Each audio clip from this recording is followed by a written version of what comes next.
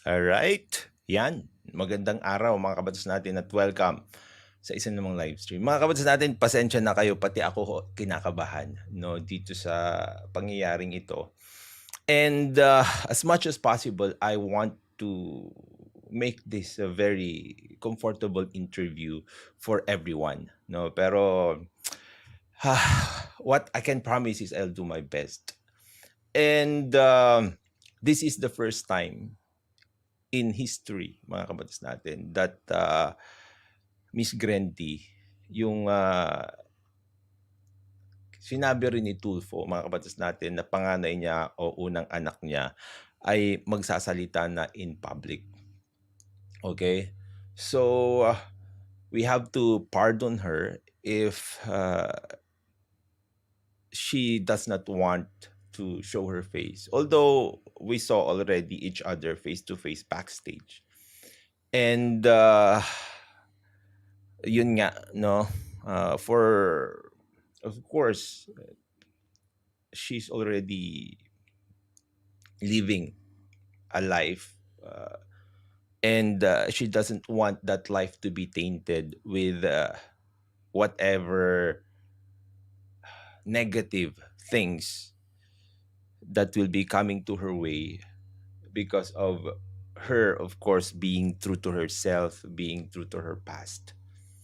Okay, so ito na lang yung sasabihin ko sa inyo mga kabatas natin.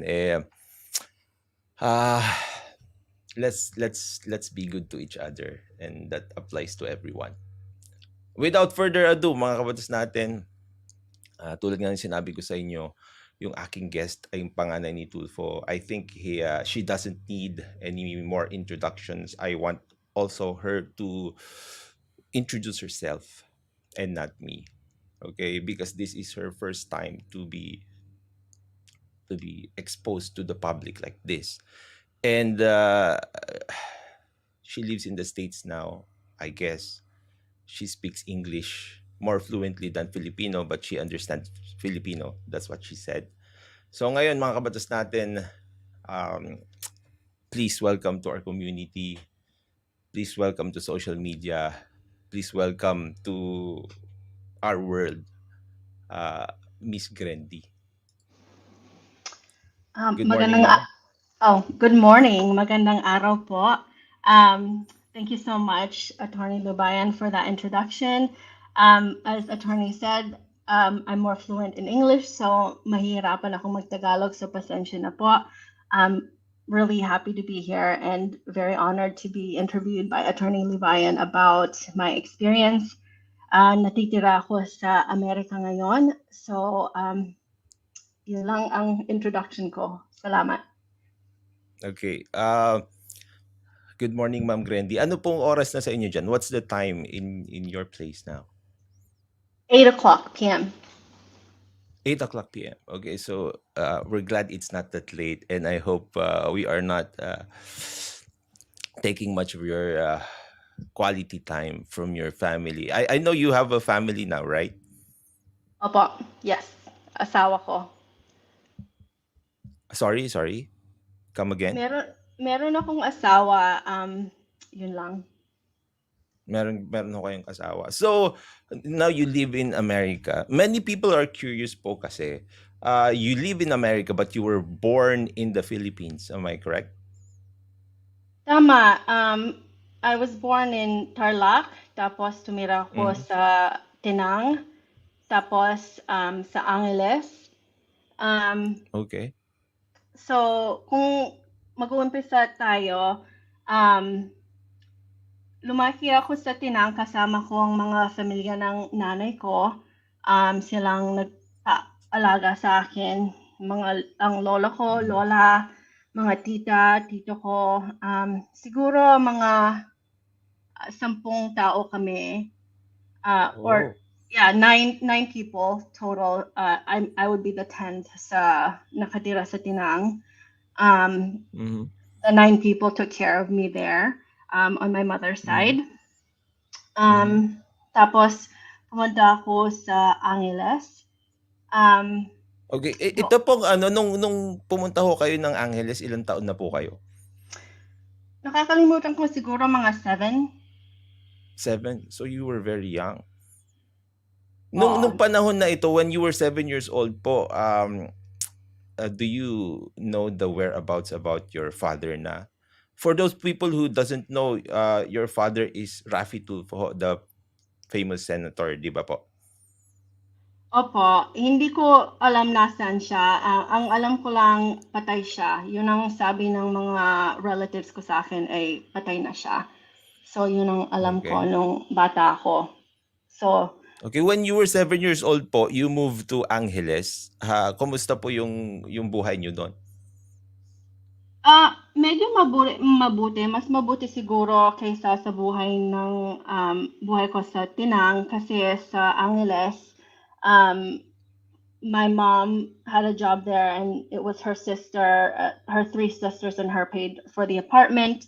And I went to Angeles University Foundation, yung private school. Ang nagbayad ay si Joe Pearson. Ang tawag ko sa Okay. kanya ay dad kasi siyang nagpalaki Mhm. sa akin, siyang nagpag-aral sa akin. So, medyo maganda yung buhay sa Angeles ng konti kasi may gripo kasi sa Tinang wala kaming gripo. Bomba Yeah. lang. So, Mhm.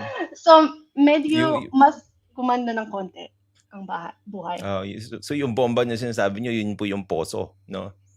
Opo, poso, nakatira ako sa Tinang sa bahay kubo. So, yung sahig namin, walang sahig, walang tiles, walang carpet, dumi lang. So, talagang mahirap kami. So, sa Angeles, may sahig na tunay na sahig, di ba? Tiles yung sahig sa Angeles. So, gumanda. Yung sa Tinang, wala akong kama. So, yung kama namin, kahoy. So, natutulog ako sa kahoy, Okay. di ba? So, sa Angeles, medyo meron kami ng mattress, di ba? So, medyo gumanda ng konti doon ang buhay. So if you don't mind po, kailan niyo po nakilala si Mr. Pearson po? Siguro mga Yung 7 or 8 ako din. 7 or 8 years old na kayo. Siguro, So yeah. during that time, you really think or you really thought that your father was dead? Tama. Akala ko patay na siya. Yun lang ang sabi ng mga tao sa akin. Saan ho kayo nag-aral ng college? Dito rin ho sa Pilipinas? Hindi po. Sa Amerika ako nag-college. So, kailan po kayo gumayak o pumunta ho ng Amerika? Mga 11 ata. 11. 95. 11 years old. So, batang-bata pa rin ho kayo. Ngayon po, maybe we'll go to the difficult questions na. Are you comfortable? Yes. Okay. Marami ho kasi nagtatanong, when was the first time ho na you found out that your dad was not dead? Raffy Tulfo was not dead? Siguro mga 13 ako. Nagsabi sa akin nanay ko na ang lola ko nakita niya ang tatay ko sa TV. So, excited ako. When I was 13, di ba, sa mga teens, yung relationship sa Yes. parents hindi naman maayos in those age. Yes. So, excited ako kasi lagi akong nag-aaway sa nanay ko at saka kay Joe, ang dad ko, like kami nag-aaway. So, in my thoughts na, okay, I want to meet my father. Things will be better. He'll treat me better. Tapos, yung isip ko, sikat siya. So, sikat siya.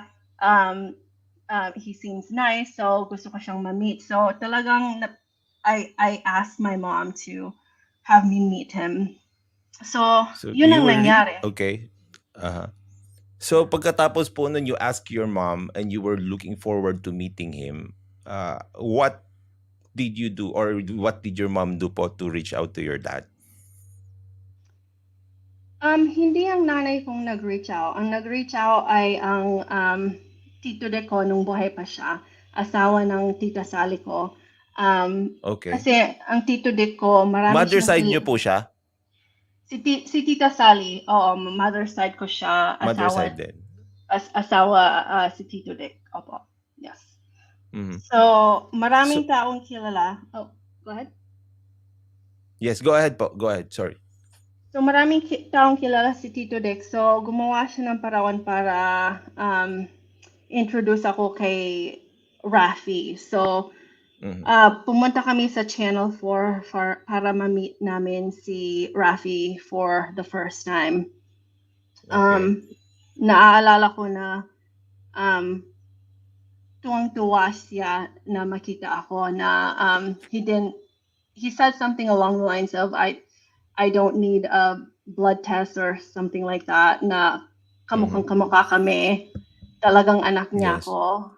Tapos sinabi niya Mhm. mahal niya ako. Mhm. So exciting yung first time meeting namin. So yung first time meeting niyo po, it was purely inside the ano lang, the studio? You didn't go anywhere, or like there was no other events that happened aside from you meeting in the studio po? Yun lang po. Yun lang na remember ko, na excited lang akong nakita ko ang tatay ko for the first time. Mabait siya, charismatic, charming. Mhm. Just overall easy to talk to, get along with. Mhm. But yeah, we didn't go anywhere that day, but we went out a couple days later. I can't remember where we went. Yung first meeting niyo ho, mga gaano ho katagal yung ano, yung encounter niyo po? Yung encounters namin, every time I would go sa Pilipinas, I went 5 or 6 times over the course of several years. Mga 3 linggo yung bakasyon ko. In those Mhm. 3 linggo, magkikita kami siguro 4 o 5 beses lang ang kita namin.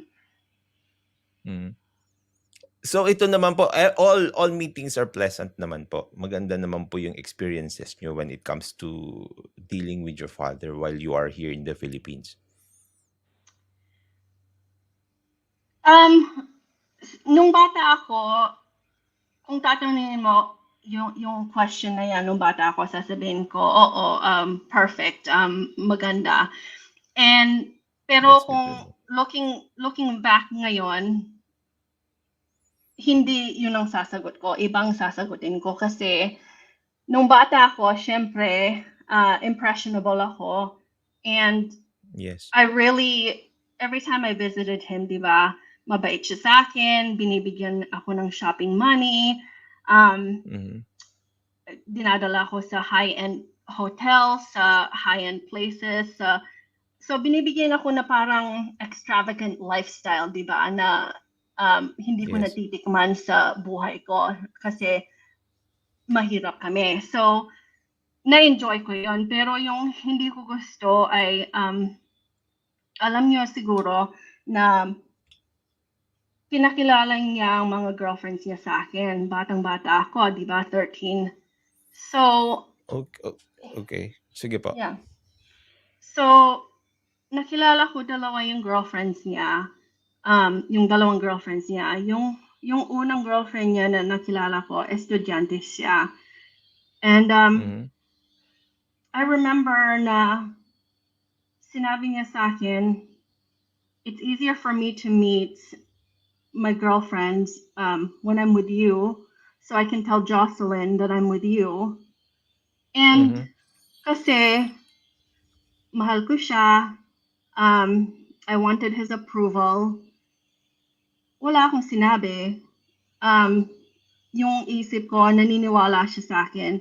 So, he trusts me, so I should just keep quiet about this. Mhm. So, I So think how old were you again here, 13. ma'am? 13? Okay. 13. Tapos ano po yung sumunod ho na pinakilala po sa inyo? Yung sumunod, nakilala ko si Lizel. Okay. So, yun ang long-term girlfriend niya. Si Lizel, mabait siya. Seloso si Raffy. So, Yung na-remember ko, yung unang girlfriend na na-meet ko, pumunta kami, sinunduan namin siya sa bahay niya, pumunta kami sa mall. Tapos, nag-away lang sila sa kotse. And he kept telling her, why are you talking to some man? And she denied it. She said there's no other men. Pumasok kami sa mall. Pagkatapos, pumunta sa banyo yung babae, iniwan namin siya. Kasi sinabi ng tatay ko na kinakausap niyang lalaki. So, iniwan namin siya. So, tawag ng tawag yung babae. Sinabi niya, wala akong pera para pamasahe. Bumalik ka dito. Kunin mo ko. Ganyan ang ginawa niya kay Lizel rin. Kung Lizel mag-eye contact siya sa ibang lalaki, nagagalit siya. So, talagang siloso siya. So, si Lizel, bawal siyang magkausap ng ibang lalaki. Basta stricto talaga. So, parang naawa ako sa kanya. Kasi mabait siya sa akin. Pero at the same time,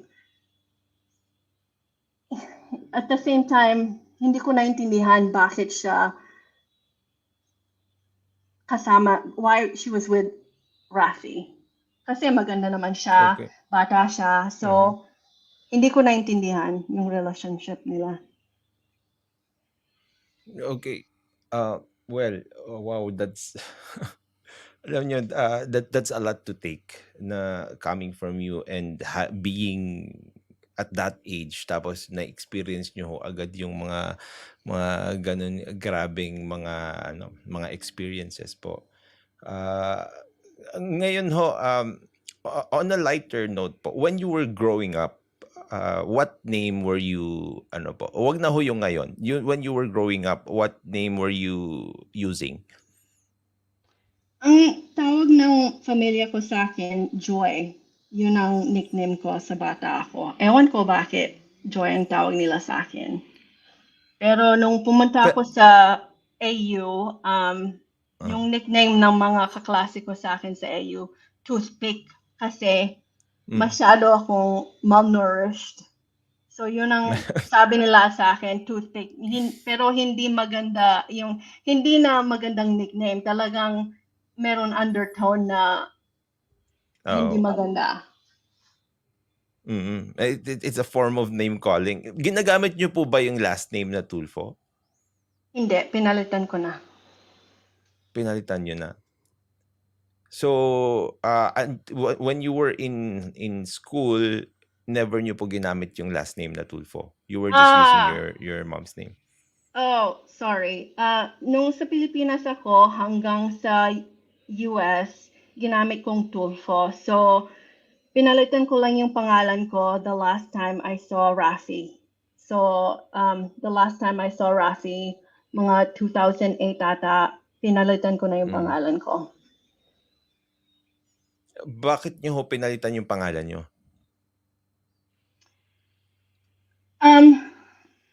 Kasi kinuha ko ang pangalan ng tunay na ama ko, si Joe Pearson. Yun ang sasabihin Joe ko. Pearson. So, parang homage ko sa kanya kasi siyang nagpalaki sa akin. At saka, 2008, may isip na ako, may edad na ako. So, I think that's when I really saw what my father, Raffy, is just a father, right? He's genetic material. What he was like. So, naalala ko na kailangan ko ng tulong sa kanya sa college. So, tumawag ko sa kanya. Sa 2008, meron naman siyang kaya, pero pinalitan ng numero niya sa akin. Tawag ako ng tawag, hindi ko siya makatawag. So after that, everything just hit me in the face that he's not a real father. He's never going to be. Kasi ho, meron ho siyang sinasabi sa kanyang programa when you reached out to him daw when you were supposed to get married or when about to get married, sorry, when you were about to get married daw po, ah, parang he tried to reach out to you daw, kaya lang daw po ayaw daw po ibigay nung mga relatives niyo po, even your mother, yung number niyo po dahil magbibigay daw po siya ng $10,000 sa inyong kasal. Is there any truth to that po? Kasi yun po yung kanyang nilalabas sa kanyang palabas na Raffy Tulfo in Action. Hindi totoo yan. Thank you for bringing that up and asking that because I want to set the record straight. Hindi totoo yan po. First of all, na-meet niya ako sa 1997, di ba? So, as Opo. I said earlier, I've visited the Philippines a handful of times, maybe 5 times throughout that time. So, I'll see him, I'll come for 3 weeks. I'll see him about 5 times, 4 to 5 times in those 3 weeks. So, Mhm. each time, nawawala yung numero ko, nawawala yung email ko, nawawala yung address ko each time. Kasi kung nasa Pilipinas ako, he's always saying, oh, I've missed you, I love you, mahal kita, blood is thicker than water, ganon. Binobola ako, di ba? Pero Opo. as soon as I go back to America, walang birthday cards, walang Christmas cards, walang phone calls, wala. Mhm. Basta nawawala. Pero every time I go back sa Pilipinas, I forgive him kasi in my head, maybe I did something wrong. Baka nagkamali ako. So in my head, I thought I'll just be a better daughter this time around. I won't make him upset. I'll be perfect. So Mhm. masyadong masakit na yun ang inisip ko. So kung sinabi niya na he can't get a hold of me, I don't understand because how has he not, in today's technologically driven world, hindi ko naintindihan bakit nawala niyang address, phone, at saka email ko na more than 5 times. And to tell you the truth, Attorney Libayan, Opo. yung Facebook ko, private na private. Talagang lockdown yon. You cannot find me. Kung Opo. hanapin mo ako sa Facebook, hindi mo ako mahahanap. Yung litrato ko, hindi ang mukha ko kasi talagang gusto kong privacy ko.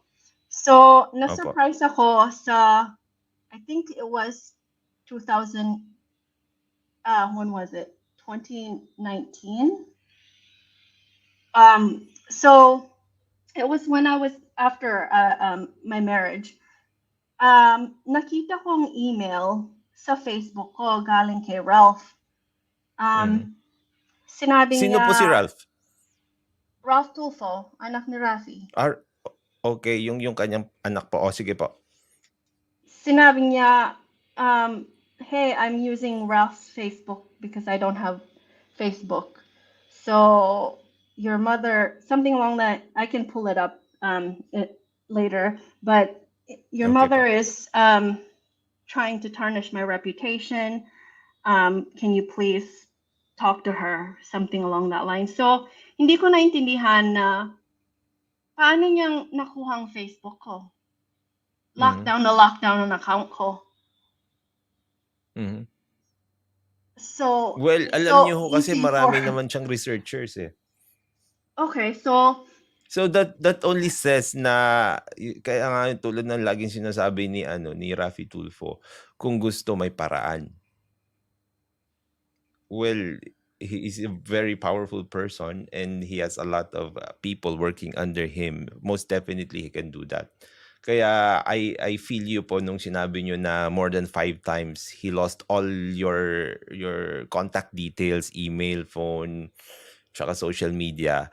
Pag gusto nga may paraan. So, well, I'm sorry to hear that na ganyan ho kayo dininay. Pero in relation to the money offerings po na sinasabi niya na he was supposed to give you 10,000, can we set the record straight din po if you can make clear to people kung paano ho kayo sinuportahan ni Raffy Tulfo?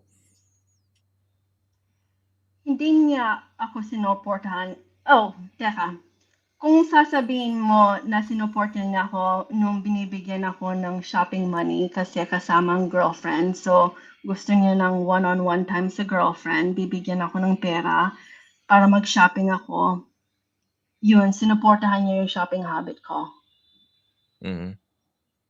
So if maalala niyo po kaya parang all your life kung magkano po siguro yung naibigay sa inyo, approximation of the money that Raffy Tulfo gave to you. So puro shopping money lang? Shopping money lang po kung nasa Pilipinas ako lang kasama Mga ng magkano po yung girlfriend. binibigay niya? Siguro each time mag-visit, bibigyan ako ng 2 to 3,000 US dollars siguro. 2 to 3,000 US dollars. So, So kung you mga went 5 here, times, mga 15,000 siguro. so mga $15,000 po yung nakuha nyo sa kanya na pera in your lifetime. Tama po. Mhm. Okay. So ngayon po what was your reaction when do you ito ho muna siguro a better question. Do you watch your dad sa Raffy Tulfo in action? Hindi po. Kasi, How about in the Senate po? Do you watch him? hindi po. I prefer not to be involved or see what he's doing.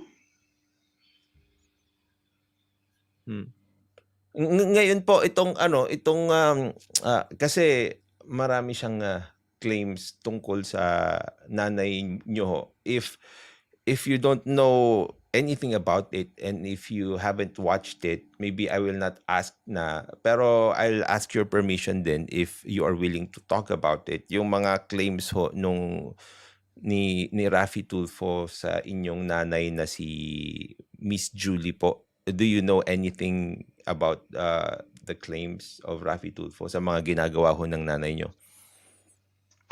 Teka po. Meron clip na that was sent to me about he was on his show and he said my mother is extorting him. Yun ba? Yes, tama po. Oho. So you've seen that clip po. Yes, I have. What can you say about that po?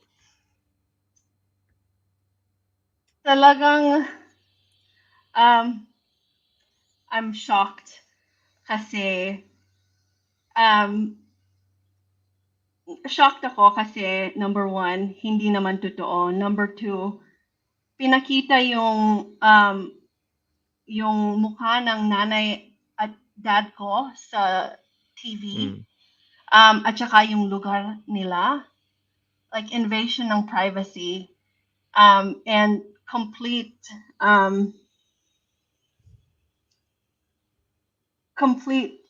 use of power, abuse of power, yung inisip ko nung ginawa niya yun. Kasi ang nanay at saka dad ko, wala silang platform na kagaya niya. Yes. So, lahat ng ginagawa niya, reframing, di ba? So, putol-putol, like ang mga information na linalagay niya, and reframing ang information na linalagay niya. So, total abuse of power kasi ang nanay at saka dad ko, wala silang power na pwedeng that people will hear what they have to say, their side of the story. Tama, tama po. I agree with you. Kasi are you aware po na in social media your dad has 27 million subscribers in YouTube and he is the most famous YouTuber here in the Philippines? Opo, alam ko yon, pero I don't search that info myself. I have that information sent to me. So medyo alam ko anong ginagawa niya kasi ang mga pamilya ko binibigyan ako ng mga information pero hindi ko hinahanap ng sarili ko ang information niya. Yeah. Yeah, I understand ho kung bakit ganun yung gusto niyong mangyari. Ngayon po, speaking of popular personalities, are you aware din po na yung mga kapatid ni Raffy Tulfo ay popular personalities rin dito sa Pilipinas? Opo, dati nung na-meet ko siya una, si Mon mas popular ata kaysa sa kanya. Si Mon at saka si Erwin. Mhm. Si Ben konti. So, I I think when I first met him, Rafi wasn't as big as Mon Erwin. Maybe he was bigger than Ben at the time. Mm. So ito po, where did you meet them? Can you remember po what was the year when you met your titos, the Tulfo brothers? To be honest, I can't remember the exact year. It might be the first time that I was in the Philippines. So, kung tama, 2007 yon. Yung na-remember ko lang, we went to a fancy restaurant, a private room. So, Mhm. there was a specific private room sa restaurant. So it was just my uncles and my father and their Mm. girlfriends. So, dinala yung lahat ng girlfriends nila. Walang Mhm. nagdala ng asawa. Girlfriends lang ang na-meet Yeah. ko. So, um, that was my first time. And again, I was young, so excited ako na meet kong si Tito Mon, di ba? Sikat siya. So excited ako na meet ko Yeah. si Tito Mon, si Tito Erwin, at saka yung mga girlfriends nila. Pero nung panahon na ito, you are aware po na kasal sila lahat? Hindi ko alam. Hindi ko alam kung kasal sila. Mm. Pero kasi pinakilala lang girlfriend. So, ang isip ko, baka may asawa kasi sabi girlfriend. Kasi, Okay. yung isip ko nung bata ako, kung gwapo sila lahat, mayaman sila, syempre may asawa na, di ba? So, tapos Yes, yes. pinapakilala lang girlfriend. At saka, kung kasama yung girlfriend ng tatay ko, kasi alam ko, ang tatay ko, kasama niya si Jocelyn. So, bakit Mm. isasama ang girlfriend niya, hindi Jocelyn, kung yung mga ibang babae ay Mm. asawa, di ba? Dapat Jocelyn, Mhm. dapat hindi yung girlfriend. Yes, yes. Itong mga Tulfo brothers ho, ilang beses niyo nakasalamuha o na-meet? Isang beses lang po ba? Isang beses lang, pero um, si Tito Ben, Mm. nakita ko siya na naman, nakalimutan ko yung date. Siguro mga 18 ako. Galit na galit ako Mm. sa tatay ko. So, nasa Pilipinas ako. So, I asked my Tito Dick kung pwede niyang, if, if he could have me meet Tito Ben. So, he got me a meeting to meet with Tito Ben. Galit ako Mm. kasi nawala na naman ang tatay ko. Nawala na naman Mm. ang telepono ko, nawala naman ang email ko. So, I didn't want to see my father. I didn't want to see Rafi that year. So I went to Tito Mm. Ben, and Tito Ben urged me to murahin si Rafi for neglecting me, diba? Uh-huh. So I think Tito Ben might have called Rafi because later that evening, um, I got a phone call. Walang telepono ng tita ko. I was staying at my tita Sally's at the Palenque area in Las Piñas, so they didn't have a telephone. So it was one of the neighbors had the telephone. They called there, and it was my father saying he wanted to meet me and take me out. Mhm. So we met at the Shangri-La Hotel, and Mhm. apologetic siya, really apologetic. Okay. He was apologizing. He told me he missed me, na mahal niya ako, ganon, ganon. And he'll make it up to me whatever I wanted. Kung gusto ko ng bodyguards with a car to go shopping, if I wanted a condo, or he was making all kinds of promises to me kung anong gusto ko. So Mhm. again, I forgave him at that time. Mhm. Yeah. Pero about these promises that he made, meron po bang nangyari dun sa mga promises na prinamis niya sa inyo yan? Yung mga condo, yung mga sasakyan na yan? Wala po. Wala? Siguro that's the year na pumunta kami sa Lizel. Sorry? Pumunta kami sa Boracay, dinala ang Okay. girlfriend, Lizel, sa Boracay. Kaming tatlo, pumunta sa Boracay. Kasi yun atang sinabi ko sa kanya gusto kong gawin. So, dinala kaming tatlo sa Boracay kasama si Lizel. Ditong panahon na ito, are you aware kung meron hong anak yung daddy nyo, si Raffy po na kay Lizel? Na-meet ko ang anak ni Lizel, si Chelsea. She introduced her to me, and nagalit ang tatay ko na bakit pina-introduce si Chelsea sa akin. But it was already done. Lizelle brought Chelsea. I think we were at the mall. Pero yes, I'm aware of Chelsea. Na-meet ko siya nung bata pa siya, baby, di ba? Pero hindi ko na-meet si Ralph or Maricel. Sino po ang alam niyong tatay po ni Chelsea? Raffy. Si Raffy Tulfo din po. Ngayon po itong binanggit niyo po si Ralph tsaka si Maricel po. Sila po kaninong anak po ito? As far as I know, Raffy Tulfo. Raffy Tulfo. Doon ho po, ito ho ba yung kay Jocelyn Puwa, yung congressman din po ngayon? Opo. So you haven't met them po tulad na sinabi nyo? Hindi po. Na-meet ko lang si Jocelyn. Mabait si Jocelyn sa akin.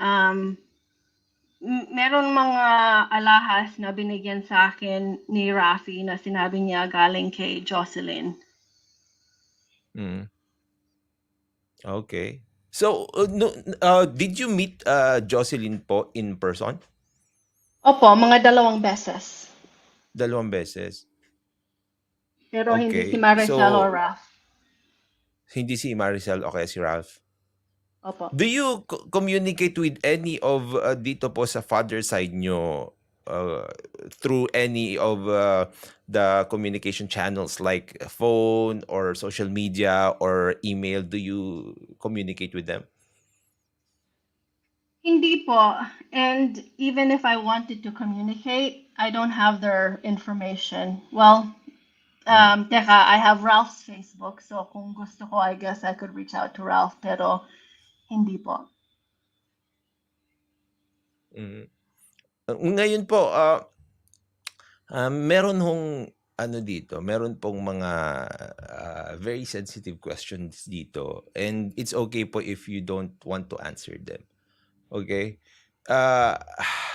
Ito ho kasi from the people who are watching right now, they submitted these questions. Meron ho ditong question from Teacher Mark React. Teacher Mark Reacts po. Ang sabi po dito, yung po, may galit ka daw po ba sa inyo ngayon sa inyong father? Salamat sa question. Magandang question yan. I haven't really thought about it.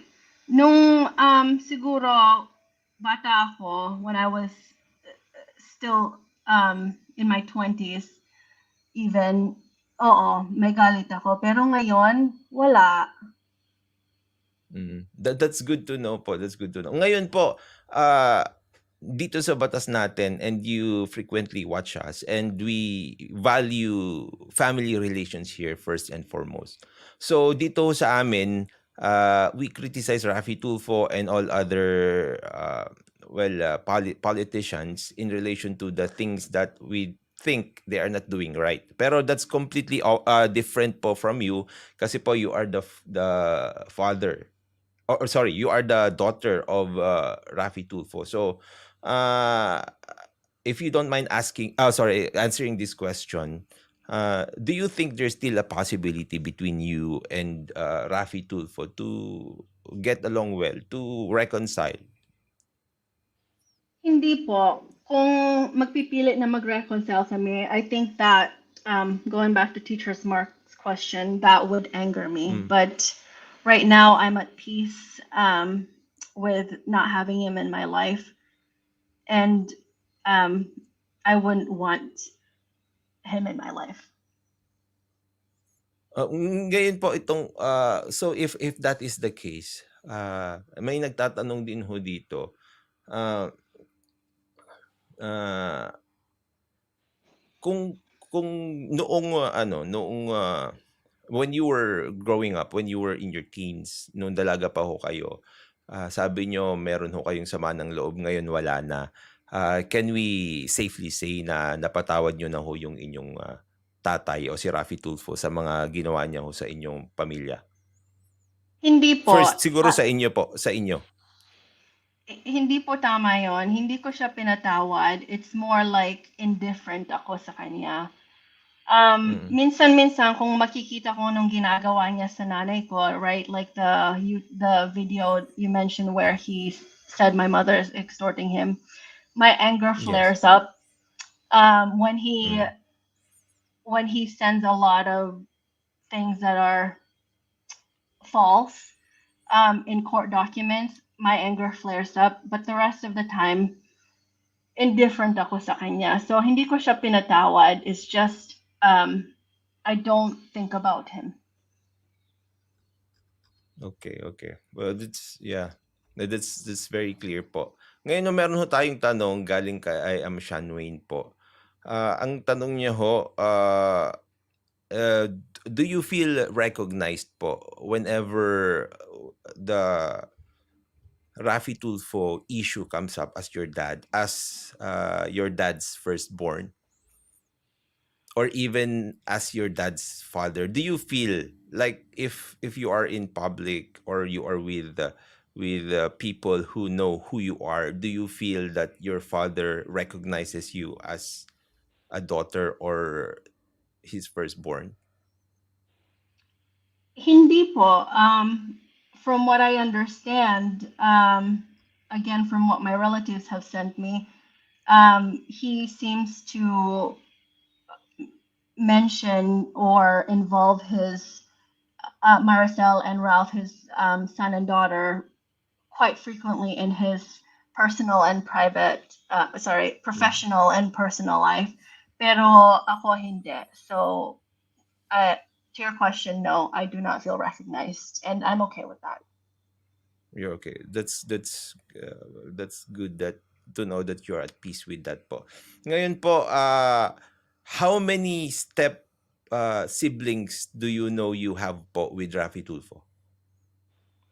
As far as I know, just Maricel, Ralph, and Chelsea. So, tatlo po. So that's three po. Opo. Ngayon po, people are also asking, also from the viewers of IAMShanwein. Sabi, tanong ho nila dito, how do you feel when people tell you, people who know your father, that you look like Raffy Tulfo? I don't feel any sort of way. It's just genetics, diba? Hindi naman, it doesn't define who I am, yung ugali ko, who I am. It doesn't define me. And from what I understand, Raffy is an attractive man, so perhaps it's a positive thing that physically I have those attributes, but it doesn't, I don't think any more or less if someone says I look like him or if I look like anyone else. Were you I think it's there's a question here kasi if was there ever a time in your life when you were young until now when you were with Raffy Tulfo and he included you in his plans, in his life? Like prospectively, like parang ito ang gagawin natin eventually, this is what we will do. Was there any was there any plan for reconciling, especially when you were young, na gusto ko dito ka sa akin, na mga sinabi po ni Raffy Tulfo?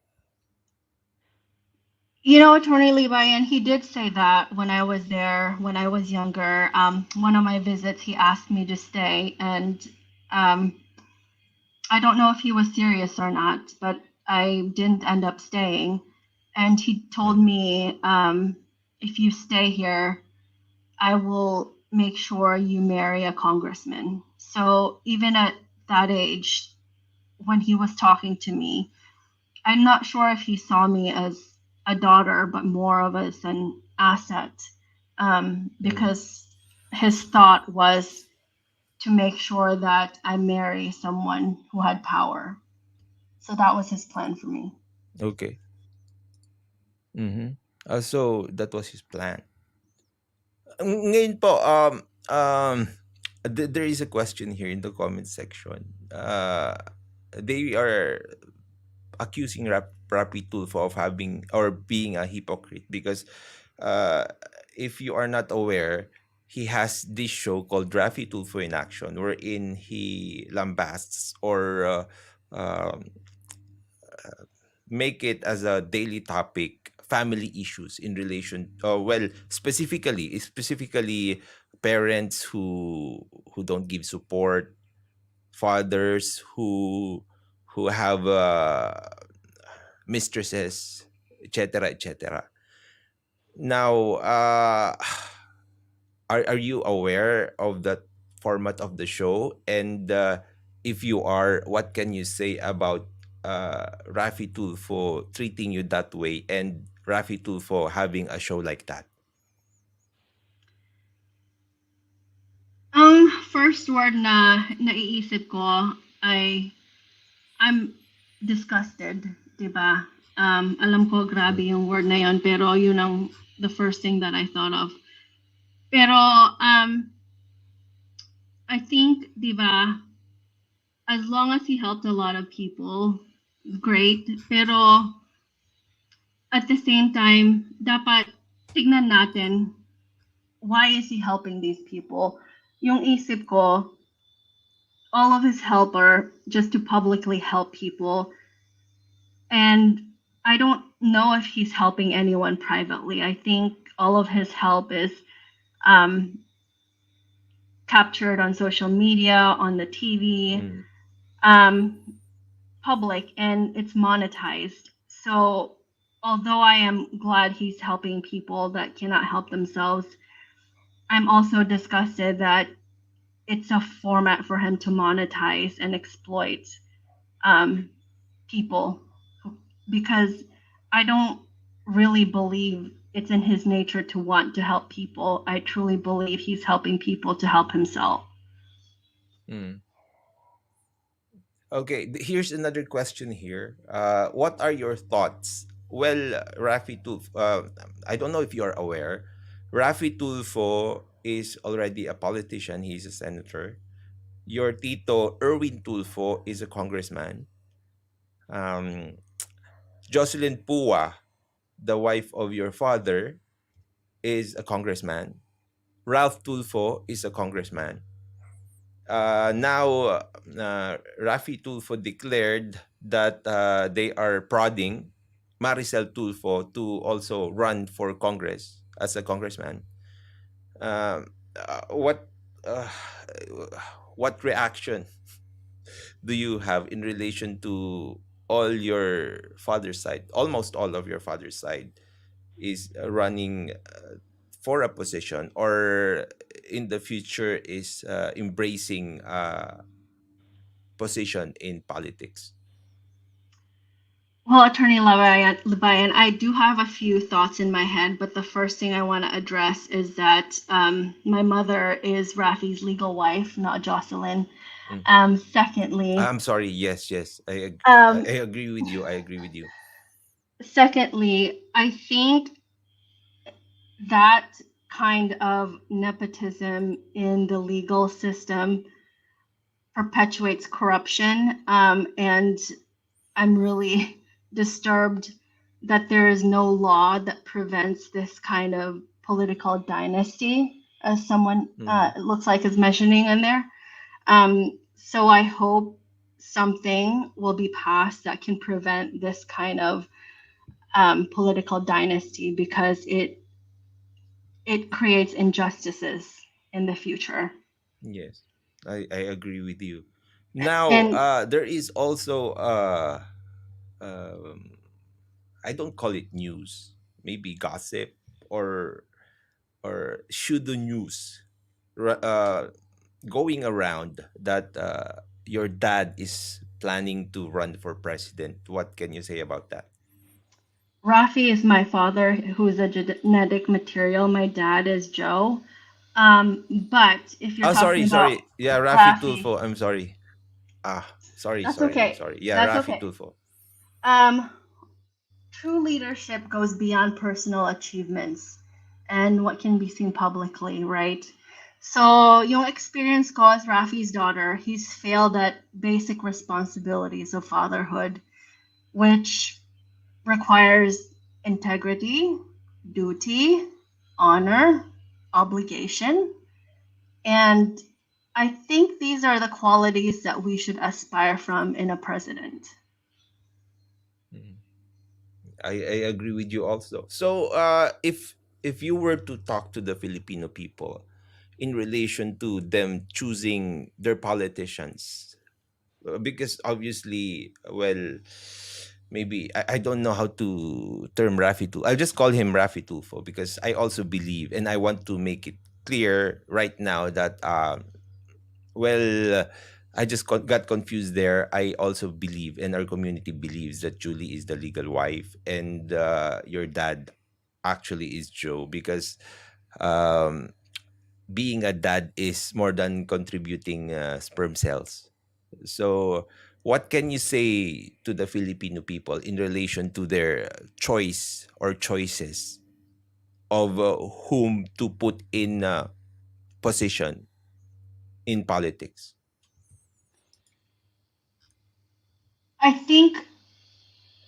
I think I want the Filipino people to choose the leader that best represents their values and aspirations. So if they want a president that, as I mentioned earlier, the leadership qualities that I believe personally we should have in a president, such as integrity, obligation, duty, and honor, I am not sure. I think there could be a better option out there. Thank you, thank you, thank you for saying that. And may I ask? We're almost an hour. Do you still have time? Do you have anything Yes, to do? I You have still have time. time. Yes. Okay, thank you very much. Now, there is another question here. Um, it's it's in relation to uh, I don't know really if I will ask you this. Maybe we will just pass on this one. Um, okay, maybe I'll ask it. You know also that your mom Julie is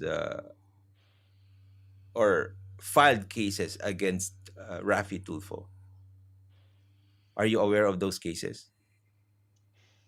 Medyo, yung nanay ko at saka ako, medyo Mhm. nag-aaway kami kasi sinasabi ko sa kanya, ayaw ko nang marinig ang nangyayari kasi nagagalit ako sa ginagawa ni Rafi. So, medyo kilala ko ang nangyayari. Pero Mhm. I'm not an expert. Mhm. So are you okay with this? Because after all, of course, do you still consider Raffy Tulfo as an extension of your personality, or did you completely, or are you completely indifferent of him?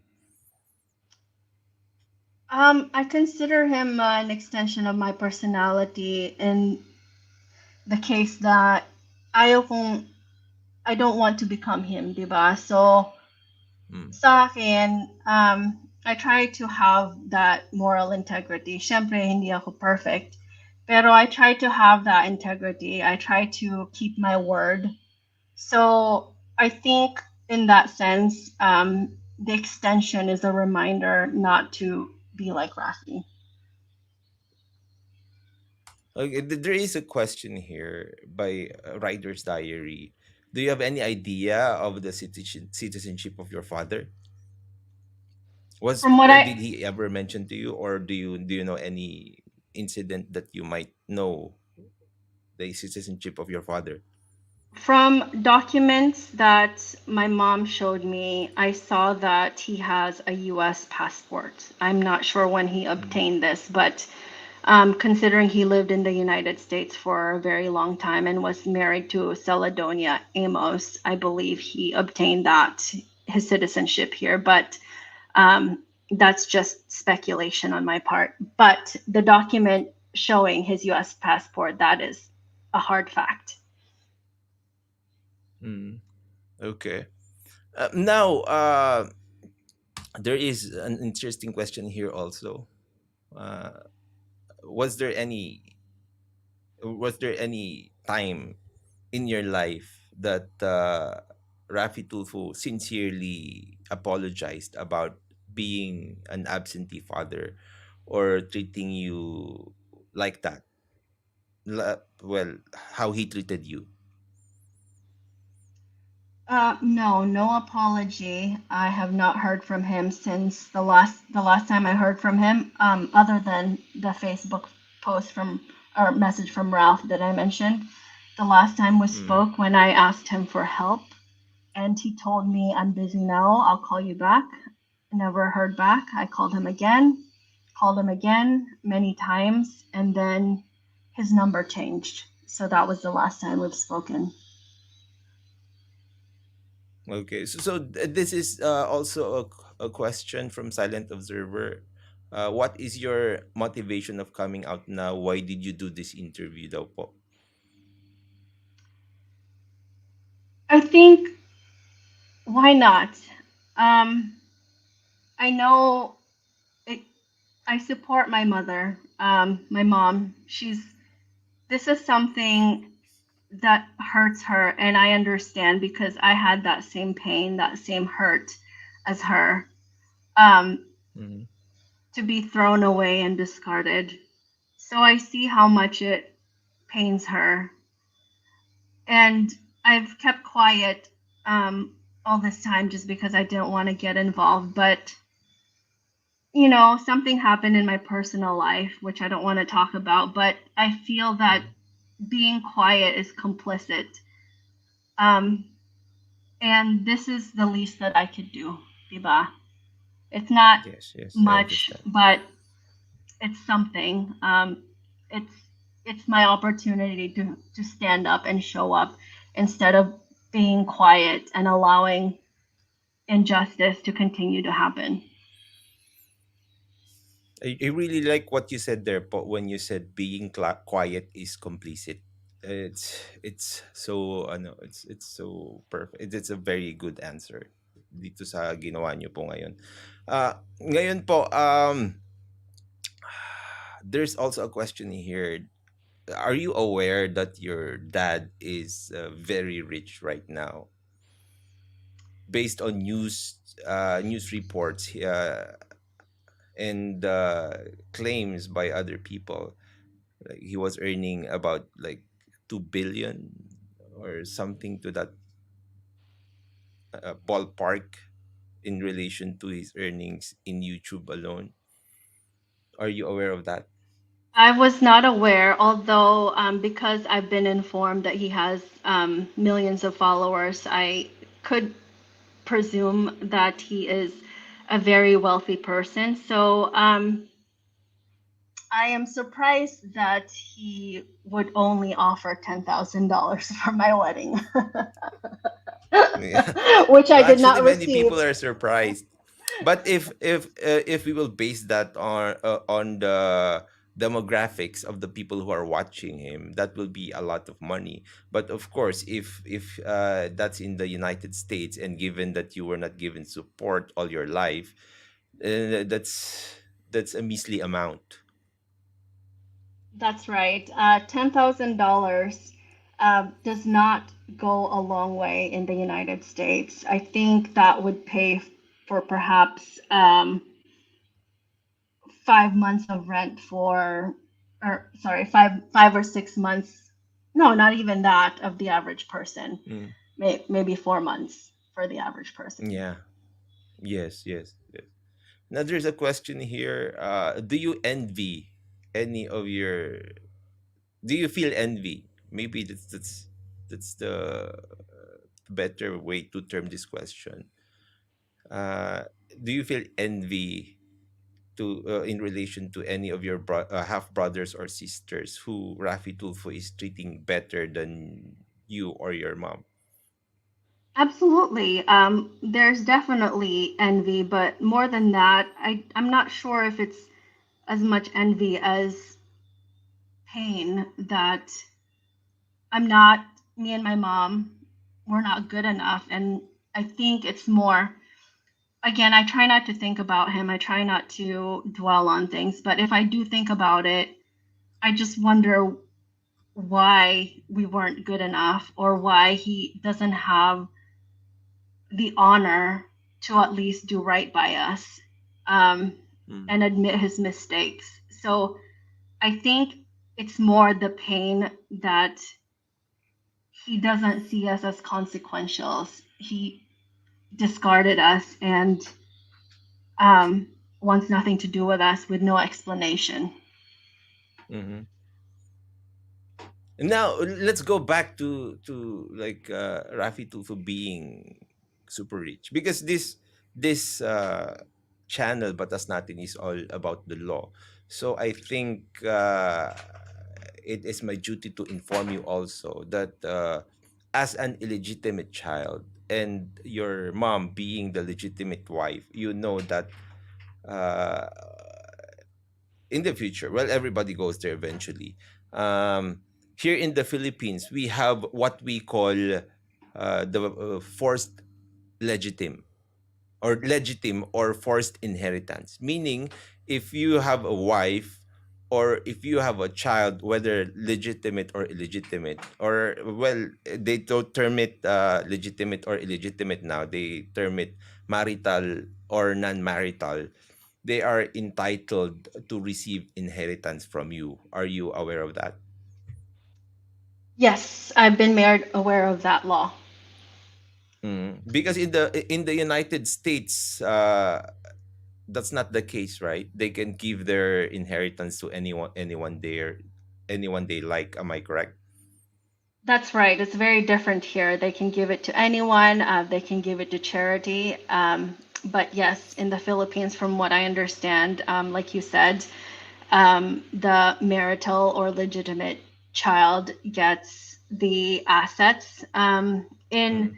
and I think I know what you might ask next, so I'll answer. I Yes. think that, like you mentioned before, Rafi, marami siyang connections, may kaya siya. So, I think, at saka sa Pilipinas, di ba, sinabi mo yung he's a senator, his brother is a congressman, like all these five politicians. So, yung isip ko, may paraon silang magagawa na either the law will change or yung assets matatago. Pero, Mm. I don't think yung totoo lang, I don't think there will be anything for me to contest. Okay, but well, if you deserve it, I guess as a lawyer, I think you should fight for it. Like what your mom is doing now. Can you comment about how like how strong your mom is now, fighting all these legal battles against Raffy Tulfo being this very influential and famous politician here in the Philippines. What can you say about that? My mom has faith in the justice system, I think, because na-experience ko firsthand, nakita ko anong nangyari sa nanay ko, di ba? Mm. Nung she called a press conference, maraming press na pumunta sa interview niya, and she came out with the bigamy charges. Tapos walang nag-report. So um, all the paperwork that she filed that were delayed or that were thrown out for no reason. So, but despite all that, talagang may pag-asa siya. She has faith. Ako, Mm. I'm more cynical. Wala akong faith kasi alam ko na he has connections. He's very powerful. So I don't think right now that there's a lot that can be done unless things change, laws change in the Philippines. Well, yeah, yeah, I understand. But I hope because your rights are still there. What I hope is you just don't give up on it, and eventually, maybe when we cross the bridge, you'll see clearly. I understand that you've been deprived so much, and you've been masyado na po kayong pinaasa. So I think in a legal point of view, I understand na nawawalan na po kayo ng pag-asa. Pero as a lawyer, and you told me earlier that you watch my shows. I want to restore the trust of Filipinos, especially those who were brought up or misled thinking that there is no justice here in the Philippines. Because if we really will accept the fact that there is no justice, then we are doomed. Kaya po, here in Batas natin, we are fighting for what is right kasi nga po, we have no other choice. You Kaya know what? kayo rin Tama po po, kayo. Yeah. eventually, when the time will come, uh, I hope you will not give up on what you really deserve as a person. Tama po kayo. Thank you for telling me that. I think as long as you have people like you fighting the fight, there's hope, right? You give people Mm. like me Yes. hope to keep fighting as well.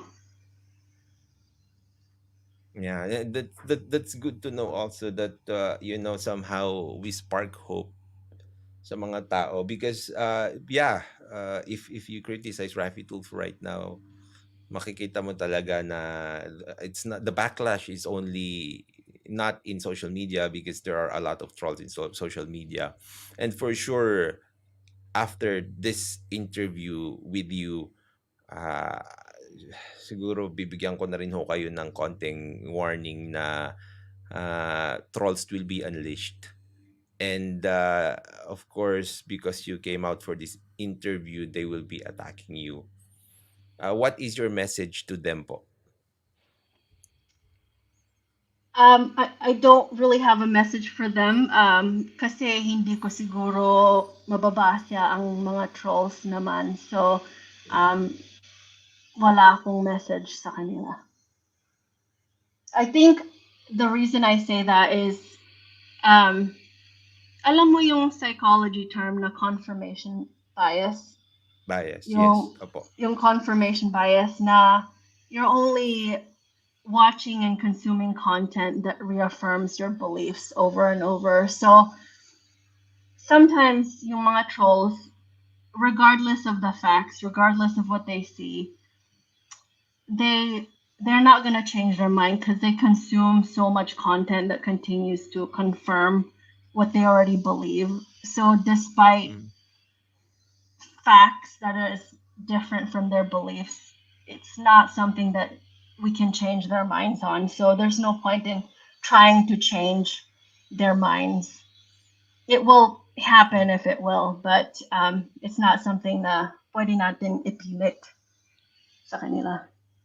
Yeah, I agree po. That's a very good answer. Ngayon po, let's go let's go lighter naman. let's talk about how strong of a person you are, because based on what I heard from your mom, you studied college and you worked at the same time. Is that correct? Yes, I went to college and I worked sometimes two jobs, nights and weekends. Pero, um, you know, the one, the ones that really worked hard ay ang nanay at saka dad ko talaga. Kasi nung Mm. bata ako, for example, kailangan ko ng braces. So, yung dad ko, he got a second job para makakuha ko ng braces. Mm. Nagtatrabaho siya ng full-time sa military. So, pagkatapos ng military, pumunta siya sa cinema. Nagwawalis sa cinema para Okay. makakuha ko ng braces. And yung nanay Wow. ko, nagtatrabaho siya sa factory. So, Mhm.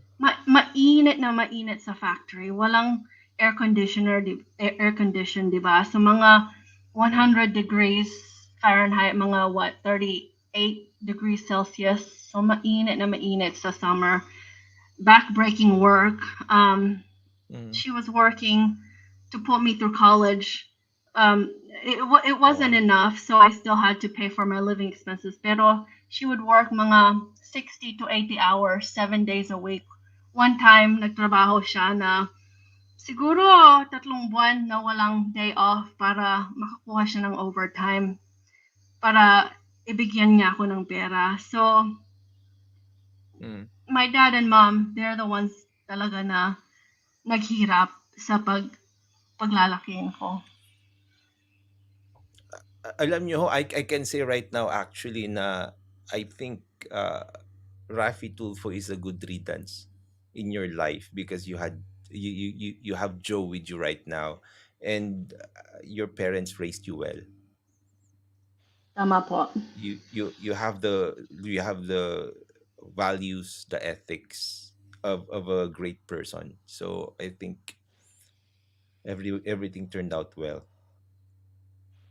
Tama po. I think um when I was young, I don't think I would have thought that I would not be interested in being in Rafi's orbit, but ngayon, I'm glad I'm not in his orbit. Yeah. Ngayon, Hobbs, I will not. Maybe this will be the last tough question.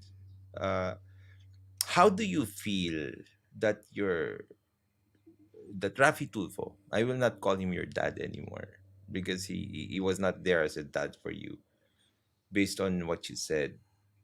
Rafi Tulfo uh, poses in social media, in the public, that he helps or helped a lot of people, but he failed to help his family, you and your mom. What can you say about that? Those are facts. So, wala akong masasabi kasi totoo naman, di ba? Um, I I think I wish na he he is true to his word and he has integrity. Yun lang ang wish ko, di ba? Na like what he practices is on in public on TV is what he does in his private life. Pero that's not what I've experienced sa kanya. So that's that's sad to me that Mm, he's a different person than what he shows on the outside. mm. Okay. I'm sorry for asking that question. And now, do you have any message to the people who are watching us right now? We have 5,000, about 5,500 people watching us. Do you have anything to say to them? Um, I just want to thank everybody for being here tonight and again for your time, Attorney Libayan. As I mentioned It's my pleasure po. before, I wish Raffy all the best in his future campaigns in the gossip that you said. But I hope the Filipinos will select the person that represents their values. I concur. Thank you, ma'am. And yeah, for having this interview, and our community wishes you well. And ito nga sabi ni Malak, we are so proud of you, Miss Grendy. Alam mong tumayo sa sarili mong paa to provide all your needs. Hindi ka umasa sa tinatawag nilang idol. Your story will definitely be an inspiration. Magiging inspiration po yung kwento nyo sa lahat. Because alam nyo po, one of the primary concerns that we have in relation to the program Raffy Tulfo in Action, which is run by Raffy Tulfo, is that they are breeding a community of people who just asks money. Yun pong nagiging palaasan na lang yung tao. They become parasites. They just rely on other people in relation to their needs, in relation to solving their problems, in relation to what they want to be or need to do in the future. And with you, in this interview, you showed us po na you can do it. You can do it, of course, with the help of your family, your real family. And nothing is impossible. Pwede pa rin ho kayong magkaroon ng mas magandang buhay pa if you really chose to or choose to make your life better. Thank you very much po for having this interview with me. Thank you, Attorney Libayan. Thank you po. Yun po. Regards po. Thank you very much. And yan na po, magpapaalam na po tayo. Thank you very much po sa lahat. Ma'am Grendy, regards po sa family nyo. Regards po sa mom nyo. And maraming salamat mga kabatas natin. At syempre, tulad ng laging sinasabi, matulog po tayo na mahimbing dahil alam natin na yung natutulog na mahimbing, siya yung laging panalo. Paalam po, pansamantala.